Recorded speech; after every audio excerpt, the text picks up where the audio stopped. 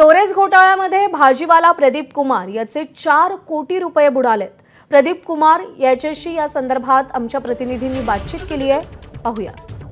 Storage कंपनीच्या आर्थिक गैरव्यवहार प्रकरणात प्रदीप वैश्य यांचे कोट्यावधी रुपये या गुंतवणुकीत जवळपास त्यांची फसवणूक झालेली आहे। माझ्यासोबत बोलण्यासाठी स्वतः प्रदीपजी आहेत, आपण त्यांच्याशी बातचीत करणार आहोत।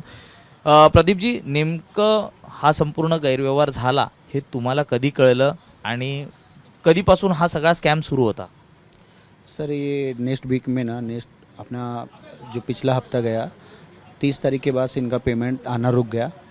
इनको हमने पूछा तो ये बोले कि हमारा न्यू ईयर है और बहुत सारे न्यू ईयर में बैंक छुट्टी है, हॉलीडे है और टेक्निकल इशू चल रहा है, इसके लिए पेमेंट आया नहीं। आपको नेक्स्ट वीक में दोनों साथ में आएगा। नेक्स्ट वीक में आपको ये वीक में और पिछले वीक का दोनों मतलब 2 हफ्ते का एक साथ में आएगा। उन्होंने ऐसा ये कमेंटमेंट किया और अनाउंसमेंट किया। सचिन शर्मा जो स्पीकर था, अनाउंसमेंट करता था, उसने माइक में एकदम बेफिक्र सबके सामने पूरे फ्लोर पे आके अनाउंसमेंट किया कि आप लोग चिंता ना करें, आपका जो बोनसेस है, जो आपका इन्वेस्टमेंट पेमेंट है वो अगले हफ्ते में आ जाएगा, इस हफ्ता। और उन्होंने एक पैम्पलेट भी लगा दिया था, पैम्पलेट होता है ना, पैम्पलेट भी उन्होंने अपना गेट खोलेंगे ना, गेट के सामने एक लगा दिया था कि टेक्निकल इशू और new year, happy new year holiday और बैंक इशूज़, इसके लिए आपके पेमेंट नेक्स्ट वीक में दोनों साथ में आएंगे। आई होप, मतलब ऐसा कमेंटमेंट करके उन्होंने लिख दिया था वहाँ पे। अच्छा, ये जो कंपनी थी ये यहाँ पे कब से चालू हो गई है? आप कैसे अप्रोच हो गए? आपको किसने बताया कि इसमें इन्वेस्ट करना ज़रूरी है? या ये कंपनी हो गया 3 जनवरी को चालू हुआ था, 3 फरवरी को 2024 में चालू हुआ था। और कंपनी मतलब ऐसा ग्रैंड ओपनिंग होता है ना, जैसा लगता है कि कोई बड़ा कुछ बिजनेस है। ये लोग डायमंड वगैरह रखते थे, मोजोनाइट लगाते थे और अपना क्या बोलते सिल्वर का सेट वगैरह, जैसा एक ज्वेलरी का दुकान नहीं होता, ज्वेलरी का शॉप, जैसे कल्याण ज्वेलरी पकड़ के चलो, आप तनिष्क ज्वेलरी पकड़ के चलो, ऐसा एक ज्वेलरी के जैसा इन्होंने दुकान खोला, शॉप खोला। ऊपर नीचे दोनों जो फर्स्ट फ्लोर है, ग्राउंड फ्लोर है, उन्होंने ऐसा खोला कि ग्रैंड ओपनिंग दिन हम लोग भी एंट्री किए, ऐसा घूम के आए हम लोगों ने अंदर जाके। बहुत सारे सेलिब्रिटी लोग आए थे, बहुत बड़े। कौन आया था सेलिब्रिटी? अभी सेलिब्रिटी सर आए थे पर उनका आई थिंक मुझे नाम नहीं पता, लेकिन उसमें इंस्टाग्राम में दिखता है, क्योंकि उनका भी हम नाम भी नहीं जानते कौन से सेलिब्रिटी थे। मतलब है 1-2 लेडीज़ लोग आई थी जो हैं, पर उनका हम नाम नहीं जानते कौन से सेलिब्रिटी। मतलब सब बोल रहे थे कि ये लोग सेलिब्रिटी लोग हैं, आए हैं यहाँ पे, और जो अपना सीरियल में काम करते हैं वो लोग भी आए थे कुछ लोग। तो हमने सोचा कि बड़ी कंपनी रहेगी, हो सकता है कि अभी कल्याण है जैसा अमिताभ बच्चन उसको प्रमोट करते हैं अमिताभ बच्चन जी प्रमोट करते हैं, तो मुझे लगा कि बड़ी कंपनी होगी। फिर भी मैंने इंटरेस्ट नहीं लिया, मैं घूम के चले आया। हमारे बाजू में एक लेडीज़ रहती हैं, उन्होंने मुझे फोर्स किया कई बार कि आप डालो प्रदीप जी, पेमेंट बहुत अच्छा कंपनी है, 1 लाख रुपया डालोगे तो 6% 6,000 रुपया आपको हफ्ते का पेमेंट आएगा, विदाउट फेल, आप चिंता ना करो, आपके पैसे नहीं डूबनेंगे। ऐसा मतलब उन्होंने बहुत भरोसा दिया। फिर भी मुझे भरोसा नहीं आ रहा था। मैं बोला अपना बिजनेस हम कर रहे हैं, उसी में ठीक है, रहने दो आप हमको।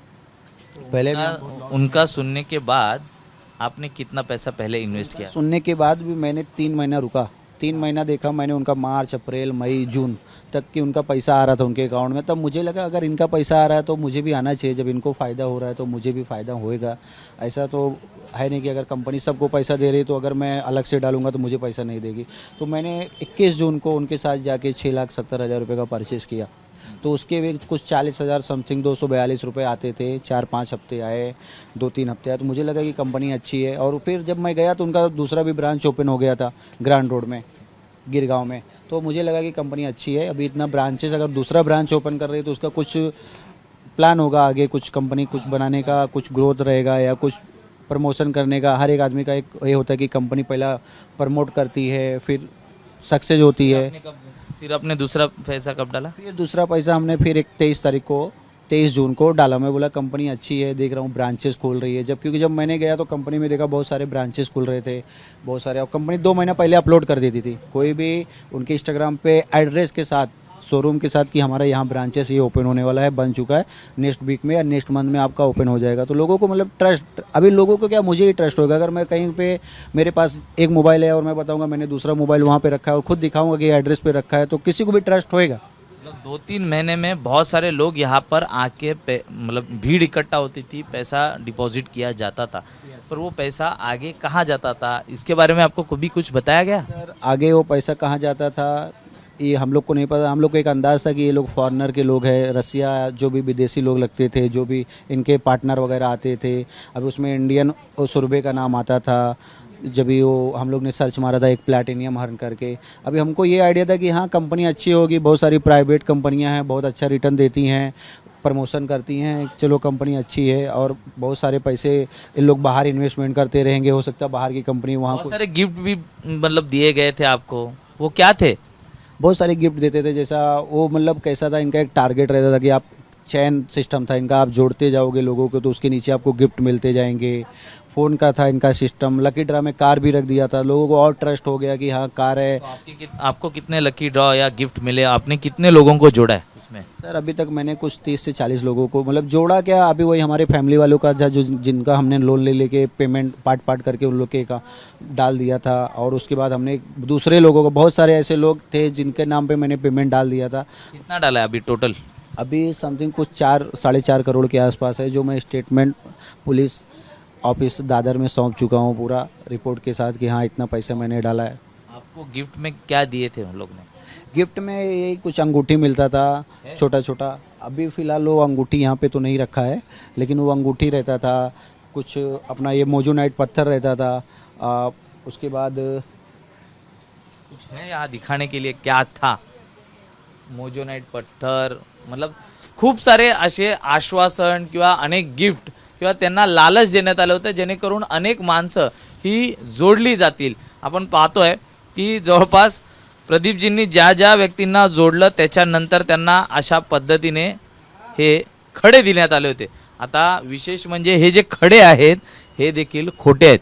100 ते 200 रुपयांचे हे खडे काही लाखांचे असल्याचं देखील त्यांनी या प्रदीपजींसारख्या अनेक गुंतवणूकदारांना सांगितलं आणि आपल्या या आमिषाला बळी पाडलं. आणि त्यानंतर आपण पाहतोय की पूर्ण पिशवी भरलेली आहे किंवा गिफ्ट वाउचर त्यामध्ये आहेत. असे अनेक आहेत ज्यांनी आतापर्यंत तर ते सांगतायत. हे बघा, हे गिफ्ट वाउचर्स आहेत. त्याच्यानंतर हे असे खडे आहेत ज्यामध्ये डायमंड, आणि प्रत्येकाचा आपण पाहतोय की साईज ही देखील वेगवेगळ्या पद्धतीने आहे, छोटे मोठे त्याहून मोठे. हे बघा, हे कडे आहेत जे अगदी 100 ते 200 रुपयांचे आहेत, मात्र त्याची किंमत ही काही लाख ते काही हजारपर्यंत त्यांनी सांगितली. आणि अशा पद्धतीने लोकांना या आमिषाला बळी पाडलेला आहे. प्रदीपजी ज्यावेळी आपली फसवणूक झाली आहे हे लक्षात आलं, पोलीस आले, काय नेमकं घडलं? आपण कोणाकोणाशी संपर्क साधण्याचा प्रयत्न केलात की तुमचं तर 4 कोटी रुपये या ठिकाणी गुंतवलेले आहेत. दादर परिसरातच मोठ्या प्रमाणात भाजी विक्रेत्यांनी पैसे या कंपनीत गुंतवलेले आहेत. सर देखो, अभी हमने पुलिस चौकी दादर में FIR किया है। अभी हमारे सर वहाँ पे DCP साहब कड़े सर हैं, जो उन्होंने हमको भरोसा दिया है कि हम पूरी कोशिश करेंगे, आप तक आपका पैसा रिटर्न होगा। उन्होंने हमको आश्वासन दिया है। इस आश्वासन पे अभी हम जिंदा हैं, क्योंकि अभी जो हमारे ऊपर कंडीशन है वो हिसाब से अभी हम सामने फेस नहीं कर सकते लोगों को। और वो आश्वासन की वजह से अभी हमारे अंदर जो हम बोल रहे हैं ना, हमारे अंदर ताकत है। क्योंकि अभी ये पुलिस और मुंबई पुलिस और प्रशासन और शासन और हमारी सरकार यही आगे सारा सब कुछ कर सकती है। बाकी की हमारे जो भी हैं, अभी हम लोग के हाथ में तो कुछ है नहीं। अब कंपनी में हमारा जो भी था हमने FIR कर दिया। हमने जो लोग ने आपके ऊपर भरोसा रख के आपके पास पैसे दिए और आपने बाद में इन्वेस्ट किए, वो लोग अभी आपको मतलब फ़ोन करते हैं या क्या कुछ बोलते हैं? जो लोग सर अभी हमारे भरोसे पे पैसे दिए, अभी आप हमारे सामने ही देखो, इनको भी पैसा देने का, ये भी हमारे पास आए हैं, पैसे के लिए ही आए हैं। ये बोलते हैं कि हमको टोरेस से मतलब नहीं है, आप हमारा पैसा दो, हमको पैसे से मतलब है। आप टोरेस में डाले हो उससे हमसे मतलब नहीं, आप हमारे पैसे दो। अभी ये हमारे व्यापारी हैं, ये हमको नींबू देते हैं, ये भी अभी हमारे सामने ही हैं। आप चाहिए तो इनसे भी बात कर सकते हो। तर साहेब, अशाच पद्धतीने आपण पाहिलं तर अनेक जण आहेत. आता या ठिकाणी आणखी एक महिला आहे जी स्वतः या आमिषाला बळी पडलेली आहे आणि पोलीस स्टेशनचे जे फॉर्म्स आहेत ते या ठिकाणी ती भरताना पाहायला मिळते. ताई, काय सांगण्यात आलं होतं तुम्हाला? ॲक्च्युली मला सांगितलं होतं की त्याच्यामध्ये स्कीमने विकली पेमेंट भेटणार करून. तर मग मी माझ्या क्लायंटला पण त्याच्यात टाकलं होतं, गुंतवणूक करायला सांगितलं होतं. तर त्यांचे एक 1.5 लाख आहे आणि एकाचे 1 लाख रुपये आहे. ते मी पैसे टाकले होते. आत्ताच जस्ट 26 डिसेंबरचीच गोष्ट आहे ती. तर मला सांगितलं होतं की 1 आठवडा सोडून पुढच्या आठवड्यात पेमेंट सुरू होणार. तर मग मी ते क्लायंटचे पैसे घेऊन कॅश पूर्ण दोघांचे कॅश घेऊन ते सगळं केलं होतं, फॉर्मॅलिटीज पुरी केली होती कॅशची. आणि मग त्याच्यानंतर ते बोलले 1 आठवडा सोडून पुढच्या आठवड्यामध्ये पेमेंट होणार. आणि नेमकं ज्या दिवशी पेमेंट होणार होतं, मंडेला काय तारीख होती, त्या दिवशी हा घोटाळा समोर आला. मग त्याच्यानंतर आम्हाला अजून 1ही रुपया आलेला नाही. आणि क्लायंट आता मला ॲक्च्युली लिटरली बोलतात की आम्हाला माहीत नाही, आम्हाला आमचे पैसे पाहिजे, नाहीतर तुझ्या नावावरती FIR होईल. आम्हाला माहीत नाही, आम्ही तुझ्या भरोशावर पैसे दिले, टाकलेत, आम्ही गुंतवणूक केली. तर मला माहीत नाही, तू कसं पण कर आणि पैसे दे. क्लायंट मला असे बोलतात. तर मला तर म्हणजे प्रत्येक वेळी धमकी मला अशी दिलेलीच असते. तर मी माझे पण पैसे स्वतःचे अडकलेत, प्लस क्लायंटचे पण अडकलेत. तर मी आता म्हटलं मी कुठून देणार, मला तर माझा स्वतः बिझनेस नाही, मी इथे जॉब करते, ॲज अ एम्प्लॉईज आहे मी इथे. मला तेवढी सॅलरी पण नाही की मी प्रत्येक क्लायंटचे पैसे देऊ शकते. तर मी तर बोलली की पैसे जेव्हा मला भेटतील तर मी त्यांचे पहिले देऊन टाकेन. तर आपण पाहतोय की या ठिकाणी रंजना पाटील आहेत, त्यांनी आता जे गुंतवलेले पैसे आहेत हे परत मिळावे, त्याचबरोबर पोलिसांच्या ज्या फॉर्मॅलिटीज आहेत त्यासाठी ठिकाणी त्यांनी अर्ज करताना पाहायला मिळतात. तर प्रदीपजी जे या संपूर्ण प्रकरणात त्यांचे मोठ्या प्रमाणात पैसे गुंतलेले आहेत आणि देणेकऱ्यांची आपण पाहतोय तर या ठिकाणी रांग लागलेली आहे.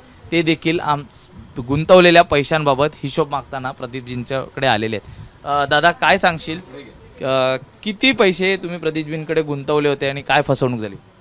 प्रदीपजींकडे आमचे आता 7-8 महिने आलेत. 8 लाख रुपये दिलेले त्यांना. ते म्हणले आज 1-2 दिवसात होईल म्हणून. तर बघतोय तर आपलं टॉरेसला लॉक लागलेले. हे पैसे नेमकं कशासाठी आपण वाचवून ठेवले होते? घर बांधायचं होतं की काय? नाही, मालाचे पण पैसे होते आणि त्यांना आम्ही दिले होते, म्हणजे आश्वासन दिलं होतं की पैसे भेटतील म्हणून तुमचे, नवीन कंपनी कुठे जाणार नाही, तरी त्यासाठी आम्ही दिले होते. सेविंग काम करता तुम्ही? आम्ही आपलं व्हेजिटेबल मार्केटमध्ये आहोत. अच्छा, आपल्याप्रमाणे किती जणांनी या स्कीममध्ये पैसे गुंतवले? तरी 50% मार्केटमधले पूर्ण असणार. वाशीच्या? नाही, दादर मार्केटचं आम्ही. तर आपण पाहतोय की या टोरेस गैरव्यवहार प्रकरणात दादरमधले जे व्हेजिटेबल्स मार्केट आहेत किंवा जी मंडई आहे त्यातल्या 50%हून अधिक जणांनी या संपूर्ण गैरव्यवहार प्रकरणात पैसे गुंतवले होते. त्यावरून तुम्हाला अंदाज येईल की हा भ्रष्टाचार किती मोठा आहे. या संपूर्ण प्रकरणात आर्थिक गुन्हे शाखेने आता तपासाला सुरुवात केलेली आहे. 3 जणांना अटक आहे, 2 जण अद्याप फरार आहेत. त्यामुळे नागरिकांना अजूनही पोलिसांकडून आवाहन केलं जातं की अशा पद्धतीने कुठलीही जर फसवणूक होत असेल तर त्वरित ती थांबवा, पोलिसांशी संपर्क करा आणि अशा फसवणुकीला बळी पडू नका. व्हिडिओ जर्नलिस्ट अजित कदमसह मी सूरज सावंत, ABP माझा, मुंबई. तर 3 लाख मुंबईकरांना टोरेस कंपनीनं गंडा घातला आणि यामध्ये एका भाजीवाल्याचे 4 कोटी रुपये बुडालेले आहेत. त्याने सगळी आपबीती ABP माझाच्या माध्यमातून मांडलेली आहे. ABP माझा, उघडा डोळे बघा नीट.